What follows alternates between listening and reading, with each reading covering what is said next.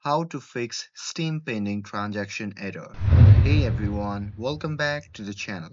In today's video, I'll show you how to fix the Steam pending transaction error quickly and easily. So now without further ado, let's get started. So first thing first, open the Steam app and here make sure that you are logged in to your account. And here, once you're inside the main interface of the Steam, simply click on your profile name, which can be seen in the top right side of the screen. And here, once you click on it, a drop down menu will appear. From that menu, simply click on Account Details. And here, once you're inside the account details, under the store and purchase history, you can see the option labeled as View Purchase History.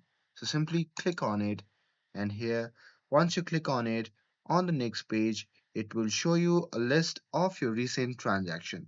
So simply find the purchase that's currently pending and then click on it to open the details. And here, if the transaction is still incomplete, you will see an option to cancel the purchase. So just click the cancel button and that should clear up the pending transaction and fix the error for you. And that's it. With this, if you found this video helpful, then don't forget to like, share, and subscribe to get updated for more videos. Thanks for watching, and I'll see you in the next video.